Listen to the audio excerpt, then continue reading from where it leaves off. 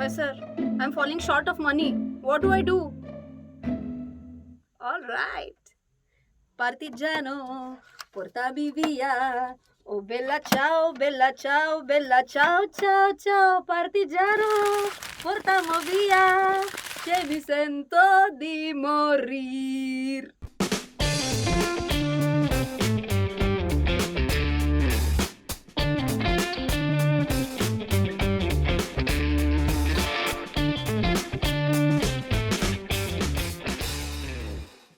Hey folks, here Rachana Ranade here, and I welcome you all to another brand new video, which is about explaining the concept of inflation.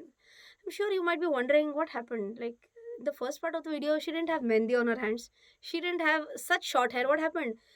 We just printed a lot of money, right? Then what's the use if I don't spend that money? Just went, spend that money, and came back to shoot the second part of this video. Jokes apart, let's continue. So, before we understand the concept of inflation, we must understand what is money first, and then we'll move on to the concept of inflation.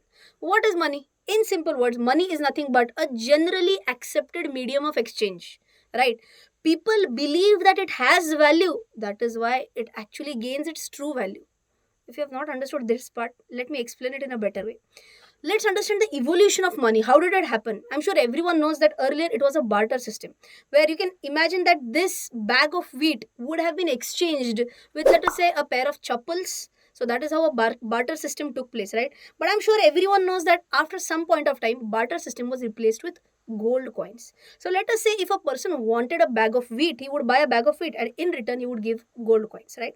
This also eventually moved, and then we had something like a paper currency. Okay, I'm not going into details of the money evolution process, I'm just telling you the landmarks, right? So then we moved on to paper currency, which even today we are actually using it.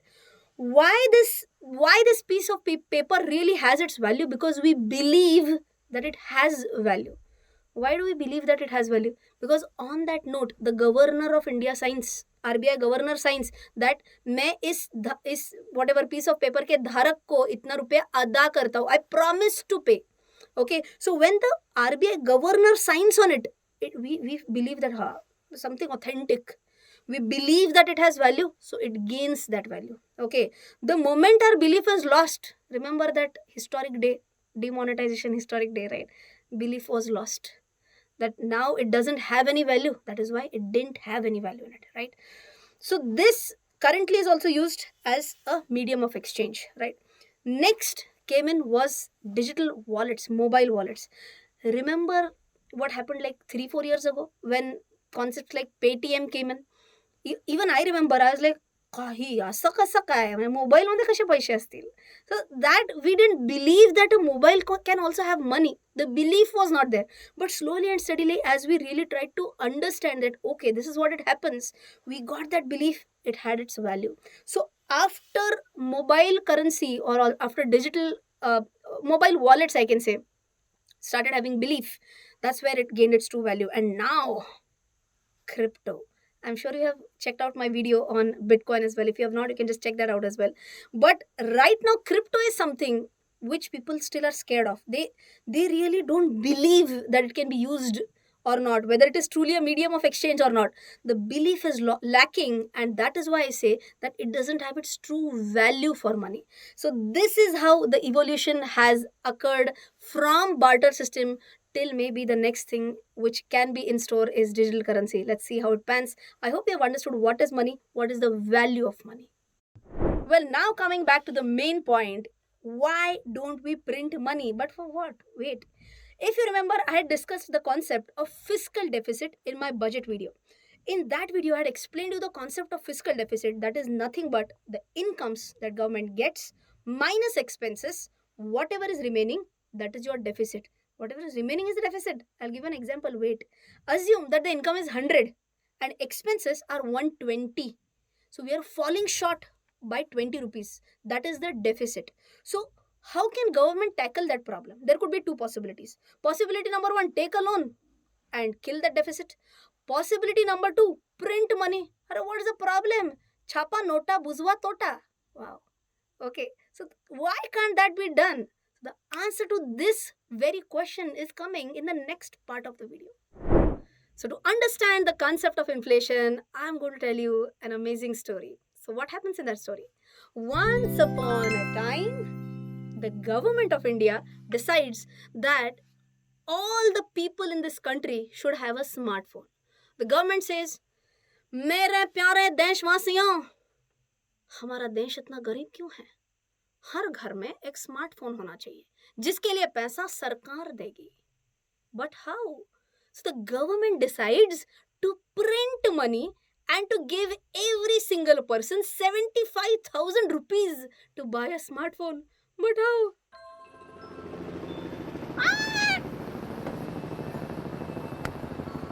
ये रे पावसा मला दे पैसा.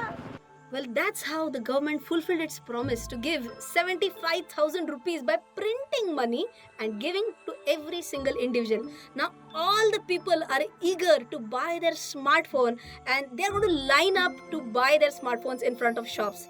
I'll show you how crazy they're going to be. Is there a pen there? Well, just have a look at this. Now you can imagine that from just one person in the queue started to go long and long and long and long. Such a huge queue was formed in no time. Now what happened? The shopkeeper opened his shop.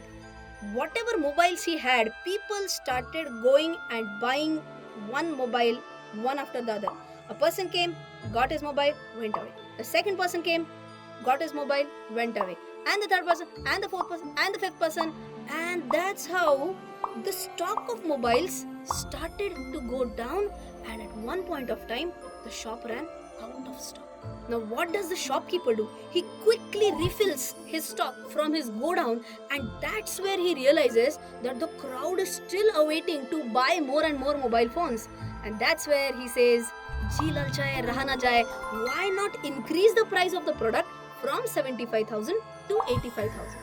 Now there were some people in the queue who could not afford the phone at 85,000 rupees, and that's where they decided to go back home without the smartphone. But then there were still so many people left in the queue who had that additional paying capacity, who bought the phone at 85,000 and continued buying, and few people continued buying, and more and more. And then the shopkeeper decided that the new price of the phone is going to be rupees 1 lakh. The moral of the story is that the price of the smartphone went up from 75,000 to 1 lakh because of excess money in the hands of the people.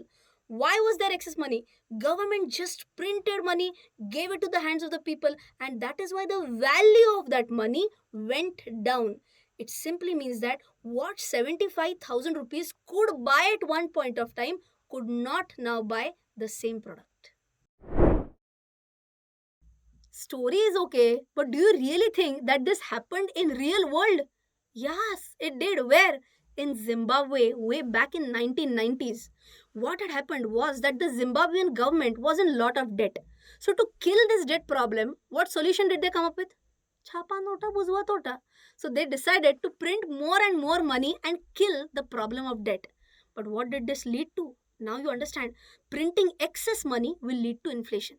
That's what happened in Zimbabwe. It led to inflation and more inflation and more inflation, and finally it led to hyperinflation. What is hyperinflation? Their inflation reached to 7,960 crore percentage. Just for your information, right now in India, the inflation percentage is 3.75%. Now, this 7,960 crore percentage inflation is as good as 98% of daily inflation. Means what? It is as good as the price of any product doubles every single day. Wait, I'll give you one more example. Assume that the price of this comb is 100 Zimbabwean dollars. Just assume, okay? Tomorrow, the price of the same comb will be 200 Zimbabwean dollars. And then the next day, it will be 400 Zimbabwean dollars. And then, and then, and then, and then. And then maybe you'll need to carry a trolley full of Zimbabwean dollars to buy this comb. So the government decided, why not print a separate currency note? That's how the currency note looked like. It is 100 trillion Zimbabwean dollar note. Shall we move on? No? You're still counting the zeros or what? All right, now that you have counted the zeros, I hope you understood that how people might have just lost faith in their own currency.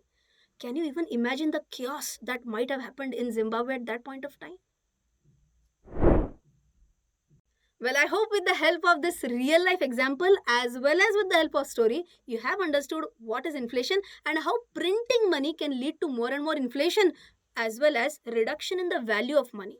Well, please understand that these are not the only factors whichever we have discussed in the video. There are many more factors for inflation as well as value of money going down.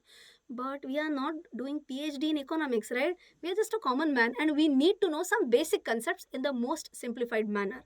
I hope henceforth, if there is a group of people wherein you, your friends, your relatives are talking about why does government just not print money and finish the problem of poverty, I hope you know the reason for that now, right? I hope you have enjoyed this economics concept. Do let me know in the comment section if you would want to learn more about economics from me. Till then, take care. Jai Hind and bye bye.